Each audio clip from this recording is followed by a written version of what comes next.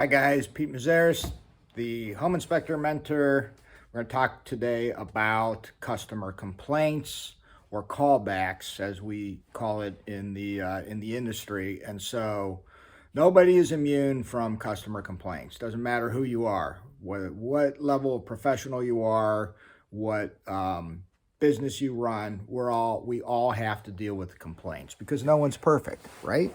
And so that's the nature of putting yourself out there in the marketplace. And so even though we try to put things in place to ensure that we're doing the best job we can and setting the expectations at the beginning of the inspection or via our customer agreements, inevitably you're gonna get a complaint. And so how do you deal with that? The you know the professional person is going to deal with a complaint or a callback in a professional manner, right? And so we try to keep emotion out of it and try to get down to the facts. Now, when you get a complaint, um, it's always good to hear what the complaint is, but not to respond to the complaint until you have gone back and reread your report to familiarize yourself with that house and the conditions that were present at the time of the inspection, and of course the section where the complaint came from, whether it's a roofing section or the exterior section or the HVAC section, so that you can see how you reported that area.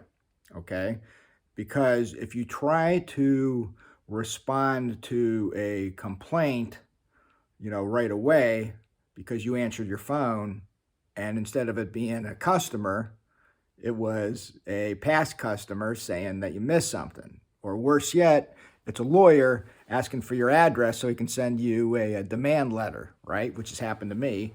And, you answer your phone during a home inspection because you don't want the call to go to the next person, the next home inspector on the list. Then there's a danger that it could be an attorney on the other end, or a complainant, or a past customer of yours who's not happy because they think that you should have found a problem that manifested after the inspection, after they moved in, of course. And so when you get a call like that, if you take a call like that during a home inspection, that it will throw you off your game. It will make you, think about the complaint, because no one likes to get complaints. It's not a fun thing. We don't look forward to those. But if you are answering your phone, instead of, setting your system up so that people text you or they email you or they schedule you online, then there's a chance as you get busier and busier, you're going to get a complaint. And so, as you know, I've, over the past, my first 15 years of doing this, I answered the phone constantly. I was the guy who answered the phone in a crawl space, in an attic, on a roof, okay, in the bathroom of my own house while I'm eating dinner. Okay, it's just how I thought that, I should run my business to make myself available. Okay, and of course, after a while, I figured out that, I didn't need to do that. Okay, maybe in the beginning I needed to, but as technology started to allow for online scheduling and texting, and more younger people who use those types of communications began buying more houses than older people who don't use those types of communications, I found it easier just not to ever answer the phone. So anyway, so let's say you answer the phone and it's a complaint, and the other person might be belligerent. Okay, so first of all, if somebody calls me and they're belligerent to me, I'm going to shut them down. I don't care who they are. If they want to communicate to me about an issue, then they're going to need to be professional as well. If they raise their voice, if they blame something on me, then I'm going to hang up on them. and I'll probably block their phone number in my phone. So maybe not the most mature thing to do, but you know, I have no desire to argue with a past client about something that they think that I should have done or I didn't do or whatever it was. And so, first of all, if you're belligerent to me and you call me on the phone, then I'm not going to deal with you. If you put up a negative review for me without having, a discussion with me about it, I'm going to respond publicly to that review and say that you're wrong and this is why. And, negative reviews on Google don't bother me because of that. Now, let's say that it's a reasonable person, which is going to be, 90% of the people who call you back, okay? And of those people who are reasonable, half of them or more don't even want to blame the problem on you. They're just looking for help. So you have to determine that up front. Is this person really reaching out for help? Is it, a normal person, or is this a blamer? Okay, and we talked about blamers with in the video about, can I sue my home inspector? And, like it or not, there's a certain percentage of the population that want to blame their problems on other people, okay? And the home inspector has a big target on their back for that. Now, if it's a person who, is not blaming you but wants help, okay, then you tell them that you're going to look at the report and get back to them right away. And you should do that the same day, okay? Don't wait more than a day, okay? This is an issue that was concerning enough for that customer to call you, then you need to respect that and be professional and make it a high priority to find their report, look at it, and then call them back and see what their problem is. And if you can't solve it over the phone, then you should plan and schedule to go there on site to see how you can help. Because people appreciate a person, an inspector, a service person who does that, okay? And I've done that a lot in the past. Maybe not a lot because I didn't get a whole lot of complaints, but when I did, maybe that's not characterized as a complaint. It's just a past client who needs some help, okay? And then, maybe, during your research, you find out that, I should have called that out, or I should have done this to identify it. Well, fine, it's a learning experience. You change your protocol, go forward, or maybe the language in some of your comments in your template that you're using, or update your operations manual, your procedural manual, which I know it's kind of maybe sounds silly to start one when you're just a one-person show, but what you're doing is getting into the habit of performing a corrective action to a response, to a callback, to a complaint, or something that you could have done better in your process. And, guys, I've had 20 years to make mistakes, and I'm the first to tell you that, I make as many mistakes as the next guy, maybe even more, okay, when I was starting out. And, even now we make mistakes, but we learn from those mistakes. We evolve. We look at our system and find out and ask ourselves, what could we have done differently? And again, I promised to do some videos on past complaints so you can see, how we handled those, the results of the complaints, and how it changed or didn't change our process. Okay, so I know I got a lot of work, but I'm gonna put that out for you guys. So anyway, getting back to how we handle a callback. Okay, if the customer is kind of blaming you and saying, hey, my roofer said that you should have known that this roof is shot, okay, or that you should have known that this is going to leak, okay, and so, or the waterproofer says that, I know it was dry during the inspection, but the waterproofer said you should have found this. Okay, so need a man up or a woman up and, offer to go back to the property to view it yourself. Okay. And your inspection agreement should say that when a client has a issue that they think may be due to negligence on the inspector's part, they have X amount of days to contact you so that you can decide whether you want to go back over and take a look at it or send your own contractor over there to get their opinion. Okay, if it's kind of an uncomfortable situation, send someone who's a contractor in that area over there, and to be neutral and if report back to you and give you a neutral opinion on what the issue is. And like I've said before, if it's something that you were responsible for and you missed and you did, then you got a business decision to make. Do you make it right? Do you pay for that issue out of your pocket? Okay, which of course the client's going to be very appreciative of. Or do you fight it and say, hey, okay, well, my liability is limited to the cost of the inspection. And then you send over a mutual release so that they don't come back and blame you for other issues, as long as they agree to the mutual release, which basically says you're not going to come back to me for any other issues if I refund your inspection fee, and you're not going to disparage me on social media or online. That's a mutual release. And sometimes you have to do that. Sometimes it's not clear cut whether you should have found the issue or not. And to make it go away, maybe you do offer a refund of the inspection fee.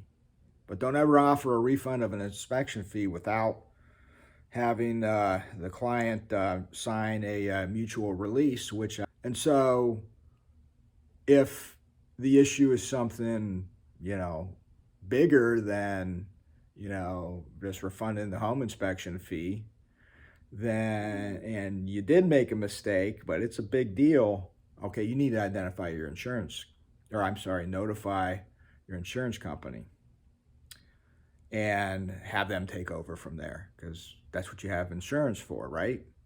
If it's something that's, can be handled for less than $1,000, okay, and it's your fault, then again, you make a business decision. Figure out if you want to just pay, write a check. And otherwise, the issue could be, unknown. It could be something that you need to put your problem solving hat on and investigate it further, on site for your customer, as long as the customer is not somebody who's belligerent and blaming you, okay, for missing it. Okay, so I am willing to help and go the extra mile for people who are my past clients who are reaching out to me for help.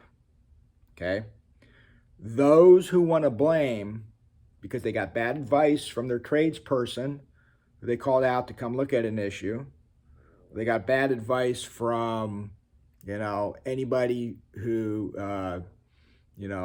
might be talking in their ear, you should go after your home inspector.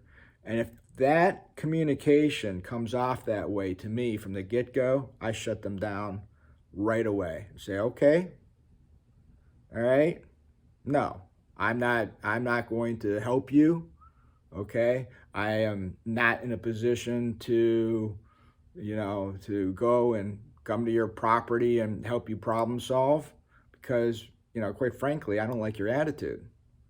And so then that person needs to make a decision if they want to pursue it with me, and they hire a lawyer. Fine, I get a demand letter, it goes right to my insurance company. Okay, I don't even respond to it, they do. If that person comes back and says, we think that you should be responsible for replacing our roof for $15,000 because it was should have been replaced, even though you said that the moss on the roof should be cleaned off and any damaged shingles repaired, we still think you should replace the roof because our roofer said so. I'm going to tell that person to go where, and if they want to pursue it further, it goes over to my insurance company. And over the years, I've evolved from, going catatonic over a complaint or a callback. Your first thought is you get that first complaint, you're like, oh my God, my reputation is ruined. How am I going to get more home inspections? This realtor is never going to use me again. Okay. Well, that's not true. It is true in some cases. Yep, I've lost some realtors, but that's why I'm always out gaining more realtors, because, realtors are fickle. Okay. They'll drop you in a minute if they think that you're misspeaking in front of their client, or they blame you for something that their client says that that you didn't do, and that's fine. You don't want to work with realtors like that anymore. Who cares? So you're in growth mode. You're going to continue to build your business. You're going to learn from your mistakes. The small ones that you made, that you get called back on, you're going to make right. You might, refund your inspection fee, or go into problem solving mode, and maybe you have some contractors that owe you a favor. You can go over and fix something. Okay, I've paid guys, my electrician, my plumber, my HVAC guy, a couple few $100 because they cut me a deal. Go back and fix this for me if you don't mind. It happens, and then the client's happy, the realtor's happy. But if it's something bigger like a $15,000 roof replacement, not happening. And a $20,000 waterproofing system, not happening. Okay, I'm going to shut them down. First off, telling them why I'm not responsible via email. Okay, because I have no desire to talk to anybody who is trying to extract money from me and is threatening me with litigation. You threaten me with litigation, I will respond why I'm not responsible.